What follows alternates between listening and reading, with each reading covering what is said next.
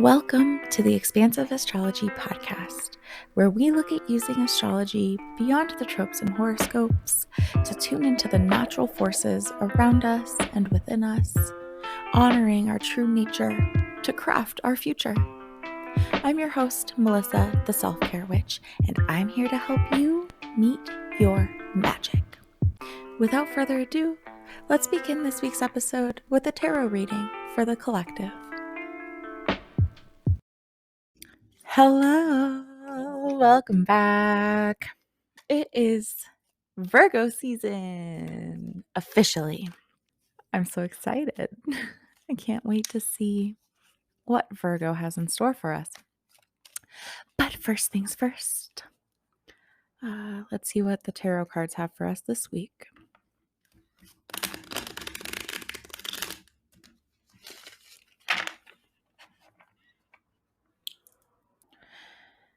I'm doing what is called the Soul Check-In Spread by Lindsay Mack. It's a 4-card spread. It's one of my favorites. It's oh so juicy. I'm also using the brand new Tarot of Transcendence deck made by local artist here in town, Jen Fippen. I highly recommend this deck, especially for beginners, because the imagery is just so lovely. It's really beautiful and like gentle, and yet direct and honest, as as we know the tarot to be, right? You can order your own Tarot of Transcendence tarot deck at tarotoftranscendence.com. I highly recommend. Now remember, this is a tarot reading for the collective, so some things may really resonate and some things may not feel quite as relevant right now, but stay open to seeing how these things may play out for you over the coming week. Okay. Wow. Okay, we have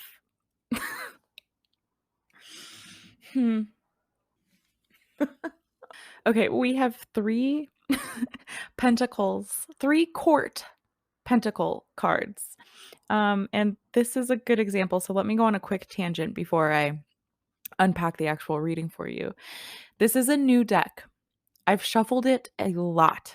I know I have. I've shuffled it a lot. And because 3 court cards of the same suit just came out, there's a big part of my brain that is like, "Oh, I must not have shuffled right. This spread must not be accurate." And I've learned through trusting through trusting the tarot, through trusting what comes out, through trusting my inner knowing, through trusting that what is placed in front of my face is what I need to be looking at. I don't know, I've just done a lot of work around um, these little things that the brain likes to really question, especially in magic or like tarot divination. Especially when I was a newbie, there would be times that I would sit down and pull a card or pull a few cards, and maybe it wouldn't feel very relevant, or maybe I didn't understand it. And I would start to question myself and question my deck, question the tarot. And I would say, oh, I must not have been focusing enough, or I must not have, I'm just too distracted, or my question isn't clear enough, or I don't know, any number of excuses truly to not trust what was coming up for me. And it's natural for the brain to like throw in doubt. And actually, we want the brain to like think critically about these things. um, it's very important that the brain think critically about these things, and that we do consider what might feel like coincidence, or it's just important that we consider any doubt or questioning that comes up for us. And it's also important to trust.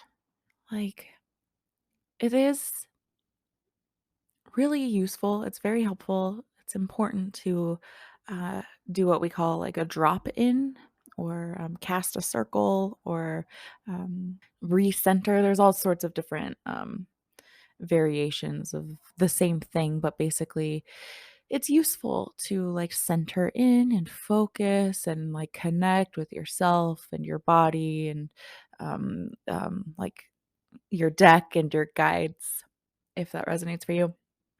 It's useful to center in. And even if you don't, even if you go to your deck in a period of complete panic, you have 0.25 seconds to pull a card really quick, and maybe it's impossible to drop in and center in and, get mindful and all connected and zen and, um, it's not always ideal like that, and it's not always required. I don't know who needs to hear that, but like if several of the same suit come out in one single spread, or even if you pulled a card that doesn't seem to make sense, or you pulled a card and you realize that you weren't focused, you were daydreaming, or you were thinking about what to cook for dinner, whatever the circumstances may be that cause your brain to throw doubt at your magic or your knowing or what is coming up for you. Acknowledge it, evaluate it, and like my advice is to just experiment and see what it would be like if you chose to believe that actually these cards were the cards you were meant to see. And that even if um the card fell out because you were shuffling strangely, or um even if it does feel like a coincidence that it's the sixth time you've seen the Justice card in 2 weeks.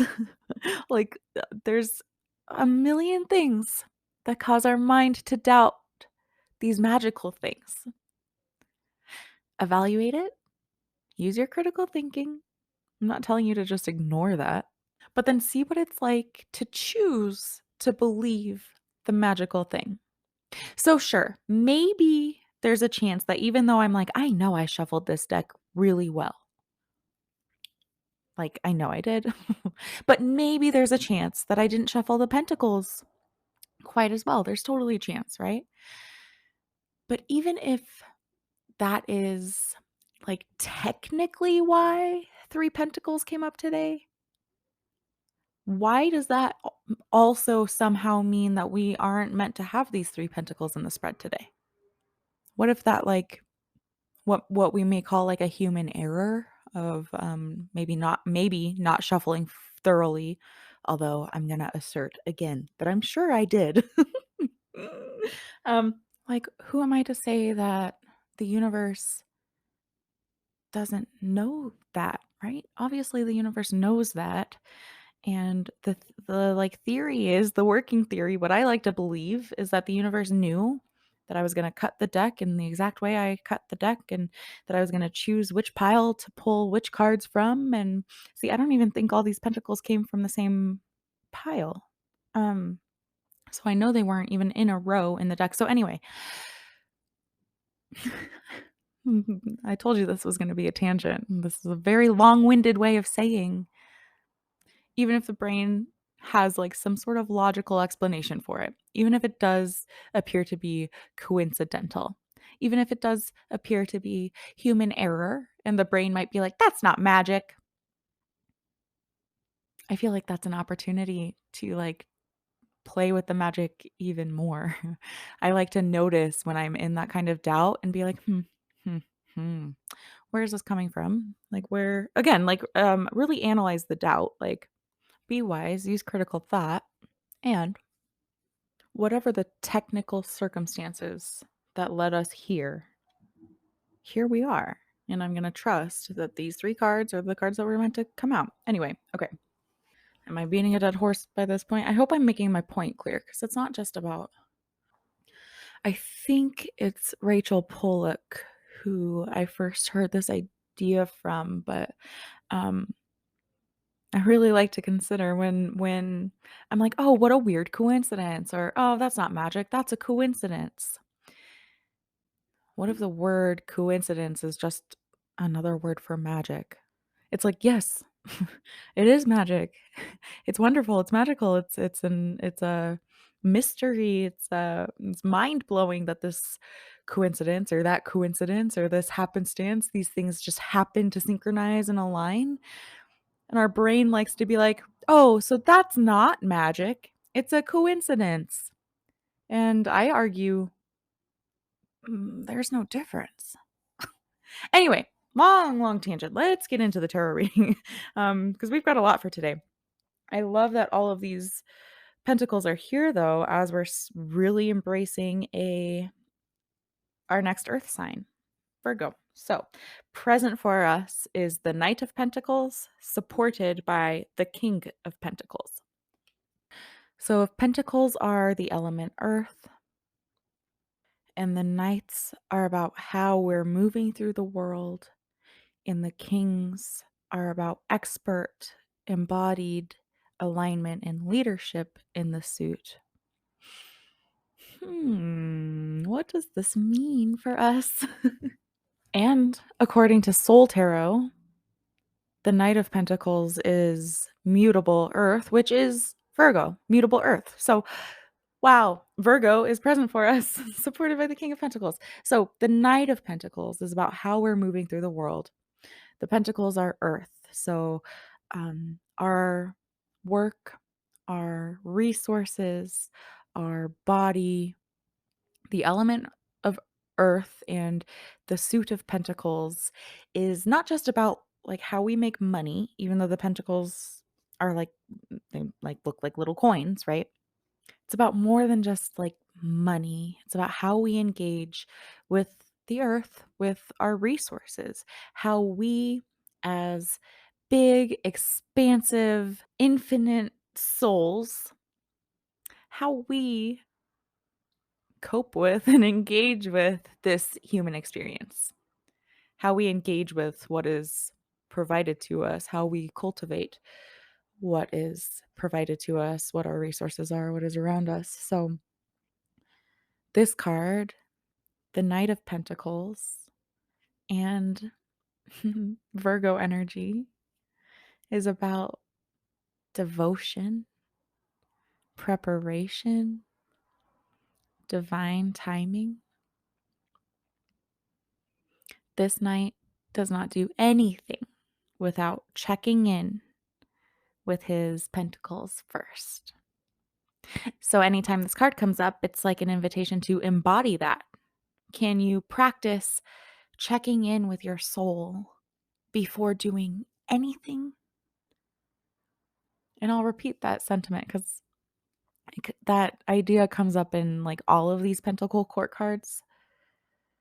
And it's a huge task to practice setting aside our preferences, our expectations, the expectations of others, to set all of that aside and only move from the soul, always waiting for like a clear and loud yes from the soul before engaging with anything. It would be huge if we all lived that way, and we would disappoint a whole lot of people a whole lot of the time, probably, if we lived that way, right? It's hard, it's radical. It's a radical way of being to be like so aligned with what is a yes with your from your soul. And this is often bitter medicine for me, but they say if it's not a full yes, then it's a no. And that can get that can be bitter medicine. That can get kind of complicated. But when we're grappling with something, when we're not sure about something, technically that means it's a no. There's no, I'm pretty sure. There's no, maybe. There's no, I'm gonna risk it and do it anyway. Like with the Knight of Pentacles, and really, so with all of the court card pentacles, the page really starts to practice what this means, and we kind of get more and more advanced or more and more aligned with our pentacles as we move from the page to the knight to the queen to the king. But it's this learning to do that really hard work of, if it's not a full yes, 100%, no doubt, this is a yes, then that means it's a no or like a wait. And that's like really hard to abide by. It's really hard to live by, especially in our society, especially in our culture, and especially like because our community, our family, our world does rely on us for things. And we don't always feel like it. So don't get me wrong. I'm not saying that it's about whether or not I feel like doing the thing. Because if that were the case, I mean, I probably wouldn't be sitting here recording this right now. I didn't necessarily feel like doing this right now, right? But there's a difference between like, I feel like it or I don't feel like it. And this is my soul is guiding me to do this. Like, and what I've found is that the more we listen to our soul guidance, the more we honor that yes and that no, the clearer it becomes. The more we honor our our inklings, the more we honor our knowing, the more we honor our guides and our intuition. I really believe that we get kind of like rewarded for doing that. And like I said, the calling, the knowing, our intuition, that inner voice becomes more and more clear. The more we trust it, the more we listen to it. So this is like a lifetime of work. And what a perfect invitation, or what a perfect initiation into Virgo season. Not working with the timing of our ego, not necessarily working with the timing of our like really fast-paced, unfeeling, uncaring cold culture, but moving with the timing, the divine timing of our soul, of spirit. And this is supported by the King of Pentacles. We get to act as if we are the King of Pentacles. We are this leader. We are this expert of what it is to stay in alignment with our soul, an expert of what it is to rule a kingdom that is built from this like soul guided, soul nourished, soul inspired garden that the king, starting all the way back at the ace, the king was handed a single little soul seed, and they have done all of this work from the ace through the 10, through the page and the knight and the queen, and now they've become the king, where they are true to their soul with each and every step that they take, even if that's uncomfortable for them or even if it makes others uncomfortable. This King of Pentacles is here to support us in living in such an aligned way that there isn't a single little thing that isn't in alignment. Alignment, embodiment, devotion to our soul work. And Virgo energy is all about service. So this season, for the next 4 weeks, we're looking at how our work, how honoring our soul ultimately does serve the collective. Even if that isn't your like motivation or desire necessarily, uh, that's the natural way. That's like how it goes, you know? So present for us, Knight of Pentacles, supported by the King of Pentacles. And our lesson this week is the Ace of Swords. So there's a couple of directions that we can take the Ace of Swords. The swords are air energy, and air is like communication, intellect, brain chemistry. the narratives, the stories that our brain tells about a thing, and then how we um, like give voice to our brain chemistry, if that makes sense. So in the Ace of Swords, we're learning what it is to befriend the mind, to work with the mind in a way that is helpful and that is serving the soul. It sort of fits with my tangent at the beginning of the episode where um, my brain can see certain cards or a coincidence or a synchronicity or any sort of situation. My brain could see that and interpret it as a fluke or untrue or not worth like honoring or paying attention to. And that is a perfectly reasonable way for the brain to respond to those things, right? And like I've said, I'm emphasizing it again, like we want our brain to use that critical thought. We like that. We need that. We want that. um and can we have a brain? Can we interact with the brain in a way where it is supporting our soul, where it is supporting our expansion, where it is supporting our like leadership, our stepping into the full force of our soul's calling, the full force of our magic, the full force of what we are. And that's not like the natural inclination for the brain. The natural inclination for the brain is to keep us small, keep us safe, keep us the same, keep us like acceptable and agreeable and really the natural inclination for the brain is to play it safe. The natural inclination for the soul is to like expand and kind of go wild, right? How can we engage with the brain where it is keeping us safe and it is like supporting the soul in its wild endeavors, keeping us safe and protected without holding us back, without throwing doubt at things that really don't need to be doubted. The Ace of Swords invites us to relate with our brain in a way that is helpful and supportive.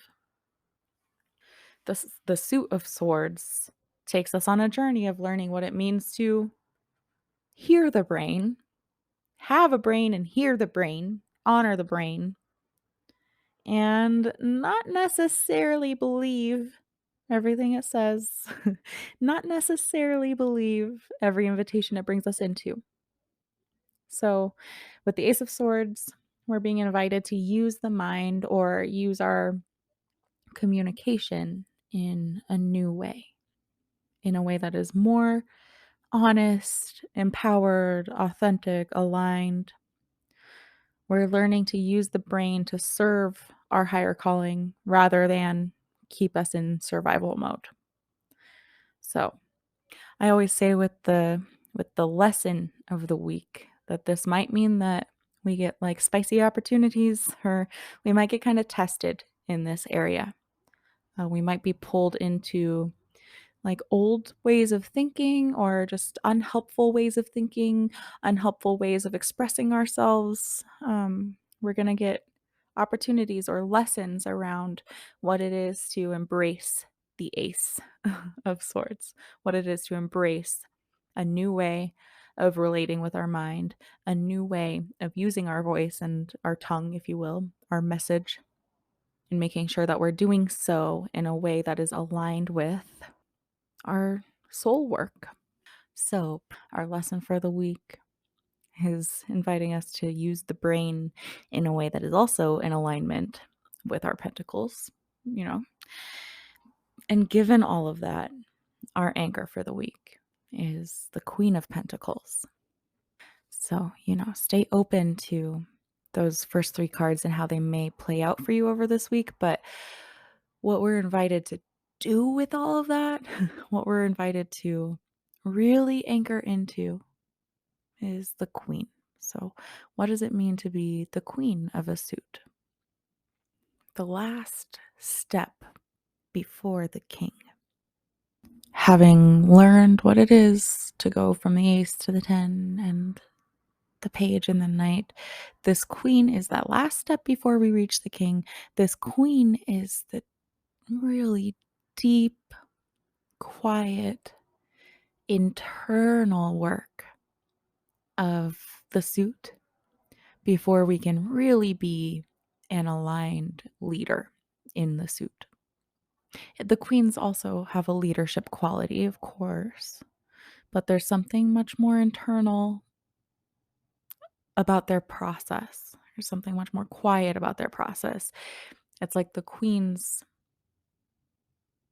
learn what it is to be the expert of the suit in their own internal world, in their own internal way. And then the king is who helps us to externalize all of that internal work. So the Queen of Pentacles, the Queen of Earth, is the queen of resourcing.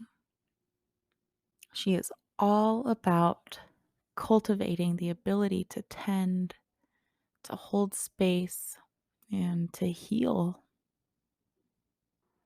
She reminds us the importance of tending our exhaustion again and again and again, returning to nourishment, shamelessly, like centering nourishment, resourcing ourselves with our resources. Really, like it's the queen where I really consider what that word resourcing means. Like, what is our source of energy or our sources, right? What refills our source of light, our source of energy, our source of like get up and go, you know?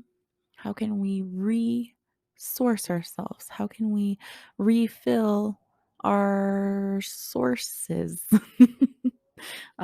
And suddenly the word sources has lost all meaning for me. You know, when you say a word over and over and over again, and then the word doesn't even feel like a word anymore. That just happened. But I hope you're following. This queen represents like connecting to our resources, connecting to everything that is available to us that can be nourishing, making the most of each drink of water, each home cooked meal, each therapy session. This queen is about the invisible self care that ultimately is the foundation of everything else we do. This queen helps set us up so that we can say yes to the soul, so that we can live a soul centered life. This queen reminds us that in order to do that, we have to be cared for, right? We have to be taken care of. This card cares for the caregiver. This card serves the heart on all levels. So, what can you do to be even just 5% more soul centered? What can you do this next week, and especially like through all of Virgo season? How can you focus on your relationship with earth, the element of earth, your relationship with your resources, anchoring in with resourcing yourself so that then you can like serve your kingdom, and making sure that the brain is on board with all of that. um, and if you need help with that brain versus soul piece, let me just plug my coaching, because my coaching sessions often end up kind of doing that kind of evaluation, learning how to have a brain in a way that is helpful, So I'm always available for you if um, that's something that you want to try and engage with and see if I can help you out with. But I think that concludes our tarot pull for this week. I hope that was useful for you, and I hope that the tangent beforehand was useful for you too. Now, without further ado, let's get into the expansive astrology this week, which again, we're welcoming in Virgo season. So I'm going to break down the different themes that Virgo brings. I'm going to break down the archetypes that represent Virgo, and we're going to explore how Virgo is here to support us in our, evolution toward our truest, most fullest form of ourself. Let's see what Virgo can bring us this season. And Virgo really doesn't have a very pretty reputation. Virgo often are like, um, Virgo really is one of those ones that kind of gets hated on sometimes. And I mean, I get it, but let's see if we can, kind of expand beyond the common stereotypes that come up and see where we can find medicine in Virgo, even the annoying or like not so cute pieces that come with Virgo. Let's dive into it. So Virgo is mutable earth. It's ruled by the planet Mercury, which Gemini is also ruled by Mercury. So Gemini is almost kind of like a cousin to Virgo in a way. The phrase for Virgo is I analyze. It is represented by the Virgin and rules the house of service. The tarot energies associated with Virgo are the Hermit and the Magician. The Magician because it's ruled by Mercury. So let's examine what all of those things mean. I'm going to kind of do a breakdown of what all of those things mean so that we can look at all the different puzzle pieces that make up the bigger picture of exactly what Virgo is. So, as I mentioned during the tarot read, but the element of earth represents all things earthly. Represents matter itself.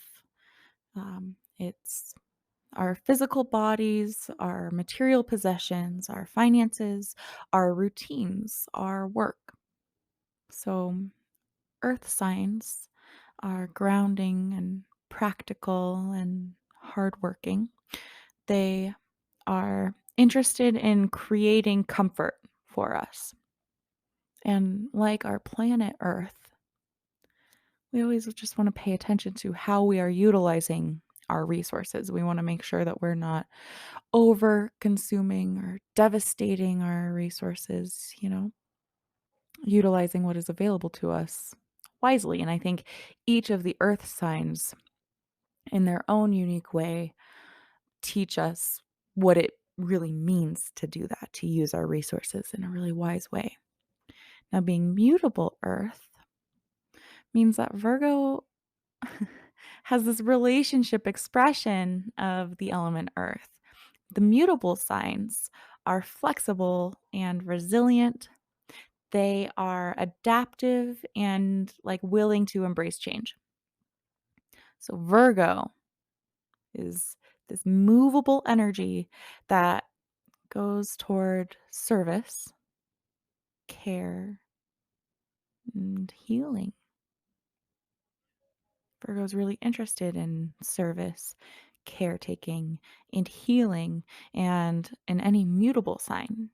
When that energy has nowhere to go, it can be really chaotic and scattered, unsure and anxious. So Virgo teaches us how to be rooted and grounded into earth and also able to shift and change, which is a huge strength.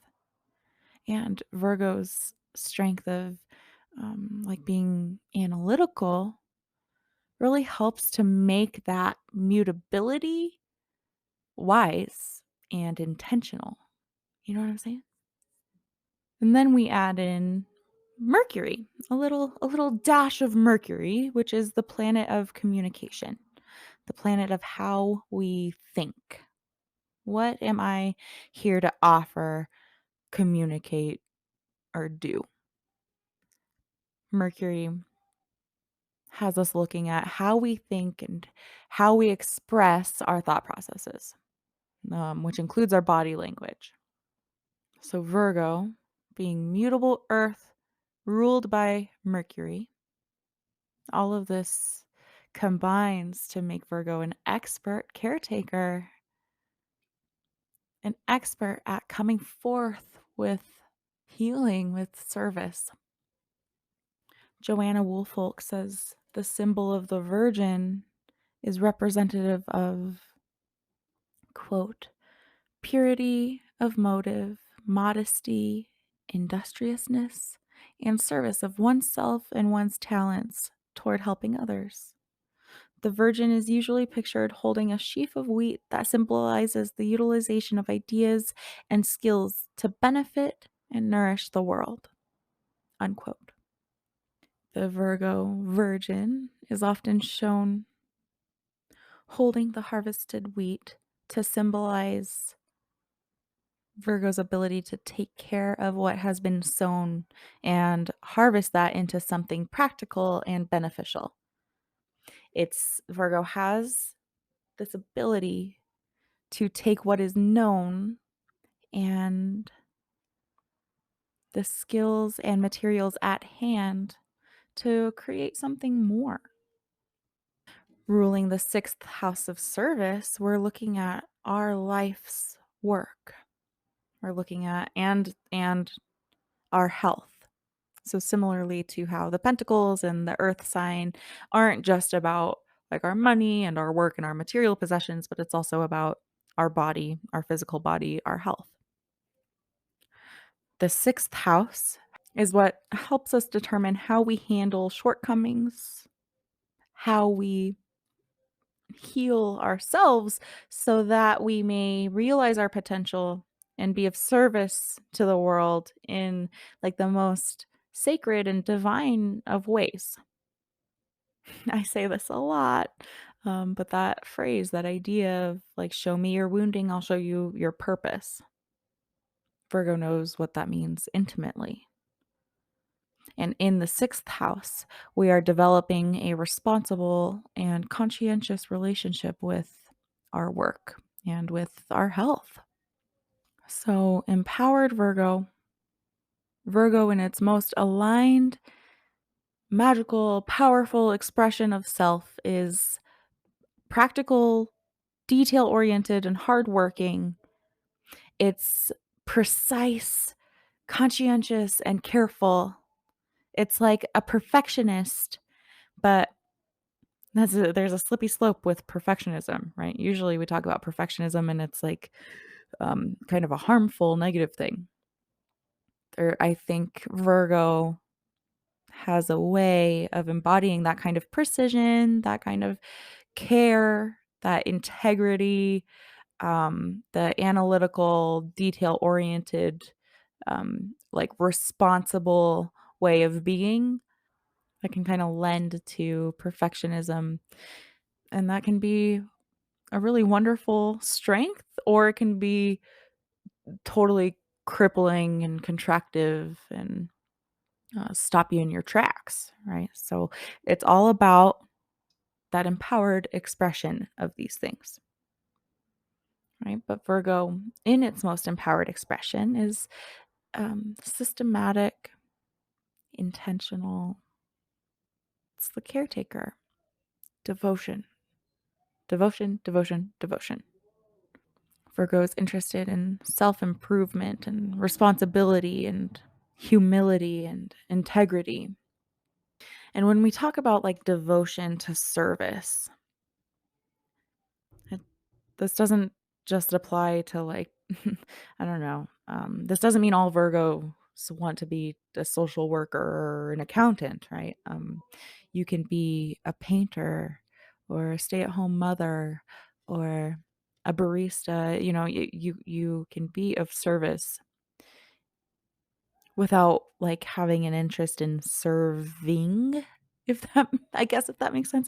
The idea of and I just, I just wanna speak to anybody who's like, "Mm, I don't wanna be a social worker or an accountant. I don't that doesn't if that doesn't interest you, the idea of service or this house of service may be kind of hard for you to connect to. And let me just say again, the idea applies to anyone in our own unique way. You don't have to be the leader of a church or a corporation or a family. You don't have to be any sort of like leader of any kind. You don't have to be any sort of caretaker of any kind to learn what it means to live in alignment with your soul calling, to use your circumstances, to use your experiences, to use what is placed in front of you to serve your highest good. And like the ripple effect that has on the community is inevitable. So, whether or not you want to be a leader, if you are doing that work to heal yourself and turn your wounds into your purpose, however that looks for you, that work inevitably serves the collective. So, I hope that makes sense. A disempowered Virgo is perfectionist. So, like I said, there's an empowered version of perfectionism and there's a disempowered version of perfectionism. There's an empowered way to be analytical and critical, and there's a disempowered, really shitty way to be analytical and critical. So we're gonna look out for some of these disempowered ways of being high strung or impatient, worried, anxious, overthinking, argumentative, unemotional, obsessive, like too detail oriented, kind of control freak energy. Those things that really give Virgo a bad rep. I always believe that any of those disempowered energies, any of those disempowered ways of being, there's a way to alchemize that into an empowered form of like the same thing. So like um, being overcritical, maybe like a disempowered expression of the more empowered attention to detail, you know? And I always bring that up because my intention with expansive astrology is for us to know these things, to know the invitations of each sign, of each energy, to know the strengths and the weaknesses of each energy, and for us all to, in a very conscientious, intentional, empowered way, as much as possible, work towards shifting into the empowered expression of these signs. Leaning into their gifts, leaning into their medicine, squeezing out all the juicy goodness that we possibly can out of each sign. So, now one of the big challenges that Virgo has is in balancing that like rationality and planning with faith and spontaneity, trust. It's that classic battle of logic versus emotion. Virgo has this big challenge of not letting its brilliant analytical mind become totally crippled by neuroses. Virgo is here to live and learn. Virgo is here to live life so fully, to analyze and understand its experiences, and to use that to help. Like a leader, like a teacher, Virgo uses its own lived experience to lead and to teach, to serve. And then we have Virgo's polarity, which is Pisces, which has like a similar taste, a similar idea of like really living life, really painstakingly going through life, really understanding its experiences. But Pisces has this like it's the polarity. It has this different flavor where rather than being of service, Pisces is in the house of coming undone. Pisces is in the house of self-undoing. If you join my moon meetups, we'll speak about that a lot more in a couple of weeks when the full moon in Pisces comes around. But it's really interesting to look at and just remembering that Virgo has this wonderful way when we let it, Virgo can really um, step into like messy action and like learning as we go. I feel like that's part of Virgo's mission is to embrace messy action and you again using its brilliant analytical mind in a way that serves, in a way that um, doesn't crush its own endeavors and its own dreams under this need for like perfectionism or criticism. Virgo struggles with that a little bit. So something just to look out for. Virgo can have a really difficult time with being present. Um, because Virgo is so brilliant, so analytical, it can have a hard time stepping out of that brain space and into soul space. And part of the mission of Mercury and the magician is all about bringing the magic from outside of us within and then back out again. So it's very important for Virgo to learn how to balance that, how to use that brilliant analytical mind to make magic in the here and now. Using that brilliant analytical mind and that strength of mutable earth to actually make magic, to actually create change. I think most of us have experienced what it's like to be just paralyzed by overthinking, and totally stuck in overthinking. I feel like this is a universal experience where, like, the solutions may be right in front of our nose, staring us in the face. If only we would pause, back up a little bit, zoom out a little bit, and look and think for a moment. Like actually think, not just like spinning our wheels, but like truly thinking, like actually analyzing. So practicing zooming out and zooming in is a necessity. So what do I mean by that? We can practice how we look at a situation, right?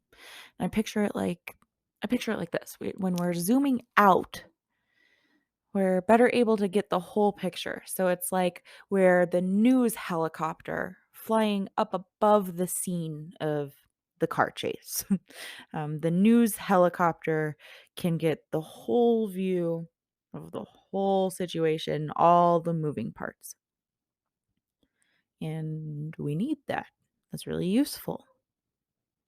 And we also need to zoom in. We need to be able to be on the ground, boots on the ground, like in the situation, able to see the details, teasing apart the details. And there's a time and a use for each of these. It can be really useful to zoom out and look at the big picture of things when maybe we're feeling really crushed and overwhelmed by the smaller things, you know? It can be really helpful to zoom out and um, kind of look at the whole context of the whole big thing. It reminds me of this phrase or this rule of thumb or this idea that if this won't affect you or be bothering you in 5 years, don't spend more than 5 minutes worrying about it. And that rule of thumb has really helped me get through some really scary, terrible seeming, terrible feeling things. The most notable example that I have off the top of my head is when I thought I was going to graduate one semester And then because of things completely outside of my control, where I felt totally victimized and like it felt really unjust to me and it felt devastating at the time that I was going to have to extend my grad program a whole other semester. And man, I hated that. I did not want to do that, and it felt like the end of the world. It felt like such an important, terrible thing was happening to me that I wasn't gonna graduate when I wanted to, and I needed an extra semester to, like, finish my internship hours or something.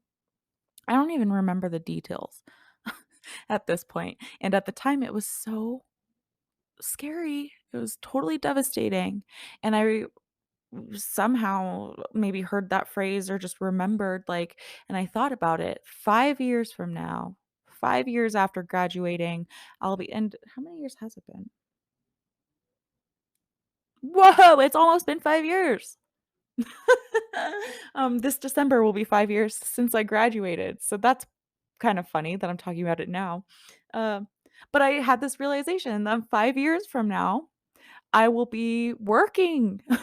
I'll be working, I'll be with clients, I will be so far removed from this experience of being in grad school. I won't care that I graduated, what, like 3 or 4 months after my original plan. I knew that. I knew that in 5 years, this wouldn't be a big deal, and it's not, and it wasn't. And so it's not about I'm never, ever, ever suggesting that we bypass any pain or um, worry or fear, not bypassing the fact that that sucked. I did not want to add another semester. It totally sucked. But zooming out, taking that helicopter view, looking at like the bigger picture of things, the grander context of my life helped that really big, scary thing feel much smaller. Now, there are other times where doing the opposite work is really important, where um, zooming in and paying attention to detail, paying attention to the steps, really focusing on what is right in front of our face, being present with right where our feet are and like what is being illuminated to us in the moment, like that really zooming in and being present with what is right in front of us, what is in our hands. That's also really useful too. So, a part of Virgo's work is knowing how to do both. And Joanna Woolfolk says something similar. She says, quote, Virgo's important life lesson is to expand your vision, to look at things in larger terms, and believe in the power of faith. Which to me really speaks to that balance of having a beautiful, brilliant, critical, analytical mind and also like zooming out and trusting. Trusting, like, you don't need to know everything. You don't need to control everything. You can only know what you know, and you can only do what you can do. And, like, that's it. And maybe that sounds really dumb. Like, obviously, right? But, like, we put so much pressure on ourselves to know more and do more. And um, Virgo is here to help us learn sacred analysis, careful, helpful analysis, learning how to identify when our way of thinking actually isn't really helping, learning how and when to say, "Ah, that's out of my control, and that's okay. It is what it is, and that's okay." Another invitation that Virgo brings is in that attention to detail. And I don't just mean in your work and in your budget and your spreadsheets. I mean in the most beautiful, juicy ways, paying attention to detail, paying attention to the kinks in your neck, paying attention to the details of how you feel before, during, and after a date, or before, during, and after a work endeavor. paying attention to the detail, that idea, that bittersweet idea, that how you do one thing is how you do everything. Can you be really intentional, really present, really careful, and not too analytical, but can you pay attention to detail and like tend your world in all the different millions of ways that you can tend your world? Can you be with where you are? Can you be with what you are doing? Can you both work to complete a task to its fullest and also know when a job is finished? Allow a job to be finished. This is a chance this season. It's a chance to really treat ourselves, treat our lives, our day to day with the utmost care. We're going to be looking at with inspired by the Hermit Tarot card. We're going to be practicing how to be more present. And then we're going to be evaluating our routine. We're going to do this kind of review and reflection on how we've been showing up, reviewing what's been present for us, whether we've been present with it, and how we can show up better, how we can align with our life's work, with our soul purpose in our current day to day situation. Not waiting for anything, not waiting for the perfect circumstances to start living more aligned, but figuring out how to finagle our current circumstances to become more aligned. This season, we're learning how to set standards for ourselves, redefining, reestablishing, reviewing, and resetting our standards, evaluating our standards, refining our standards, and like setting ourselves up for success in meeting those standards for ourselves and as much as possible setting others up for success to meet those standards for us. We've got a lot to unpack this season because we're also going to be talking about perfectionism, which means a discussion on imposter syndrome and fear of failure. We're going to be exploring what it means to embrace messy action in a way that is inspired by careful, analytical, meticulous Virgo. We're going to explore how and where you're maybe imposing unnecessary demands on yourself.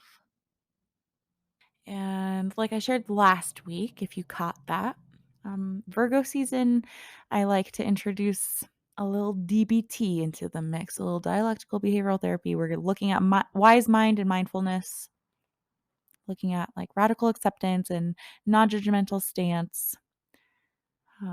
Like I really feel like Virgo would appreciate taking a manualized approach toward these things. And I think DBT is the way to do it.